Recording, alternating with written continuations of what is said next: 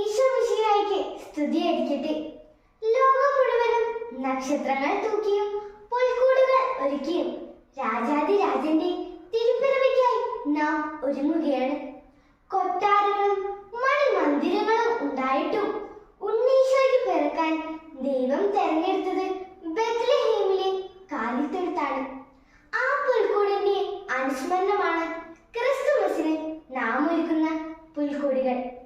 എളിമയുടെ സന്ദേശവുമായി വിശുദ്ധ ഫ്രാൻസിസ് അസീസിയാണ് ആദ്യമായി പുൽക്കൂട് എന്ന ആശയം ലോകത്തിന്റെ മുൻപിൽ അവതരിപ്പിച്ചത്.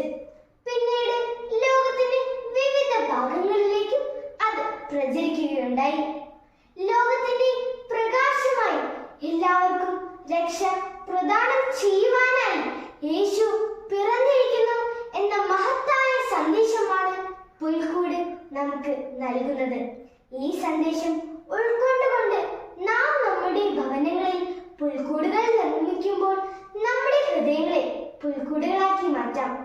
എളിമയുള്ളവരായി, സ്വയം ചെറുതായി, മറ്റുള്ളവർക്ക് നന്മകൾ ചെയ്ത്, സുഗതജപങ്ങൾ ചൊല്ലി, ദിവ്യബലിയിൽ പങ്കെടുത്ത്, നോമ്പ് അനുഷ്ഠിച്ച് നമ്മുടെ ഹൃദയങ്ങളെ ഉണ്ണീശോയ്ക്കായി കൊച്ചു പുൽക്കൂടുകളാക്കി മാറ്റാം.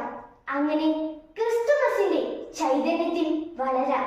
എല്ലാവർക്കും ക്രിസ്തുമസിന്റെ ആശംസകൾ.